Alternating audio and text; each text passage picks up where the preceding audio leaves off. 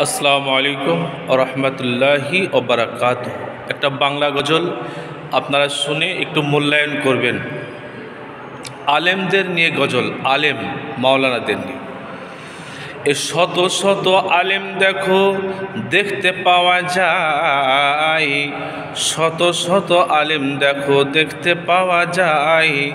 ফতোয়াবাজি করে কিন্তু আমল কিছু নাই। কেউ তো তামাক হারাম করে, কেউ তো গিলে খায়। কেউ তো তামাক হারাম করে, কেউ তো গিলে খায়। নামাজ শেষে দোয়া নিয়ে লড়াই হয়ে যায়। এ নতুন মসজিদ এত দূরে তৈরি করা হলো, আজান শোনা দূরের কথা তাকবীর শোনা যায়।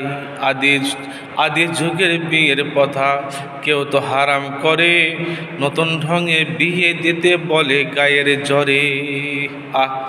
আজকের দিনে কিছু কিছু আলেম রয়েছে যারা বড় বড় ফতোয়া দেয়। জর্দা খাওয়া, গোল খাওয়া, বিড়ি খাওয়া, সিগারেট খাওয়া নিষেধ, এগুলা ফতোয়া দেয়। কিন্তু আলেমরা বেশি বেশি পান জর্দা খায়। আব্বা জানেরা, ভাইয়েরা, পান জর্দা আলেমরা বেশি বেশি খায়। তারপরে আলেমরা এমনভাবে সাধারণ মানুষকে নিয়ে পাড়ায় পাড়ায় মসজিদ, পাড়ায় পাড়ায় মাদ্রাসা, পাড়ায় পাড়ায় মসজিদ, পাড়ায় পাড়ায় মাদ্রাসা তৈরি করে, যা সমাজে বিভিন্ন রকম কেওয়াস লেগে থাকে, ঝামেলা লেগে থাকে। সমাজের ভিতরে কোনো বরকত থাকে না, মিল মহব্বত থাকে না, ভালোবাসা থাকে না।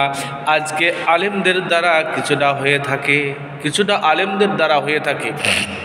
একটা মাদ্রাসায় আছে, কিছুদিন পরে বাদ দিলেই সেটা মাদ্রাসা তৈরি করছে, এটা মসজিদ তৈরি করছে নিজেকে নেতৃত্ব দেওয়ার জন্য। এরকম পরিবেশ নিয়ে যদি আমরা থাকি, আল্লাহর কাছে হিসাব দিতে হবে। ভাই, একটু সাবধান হয়ে যান।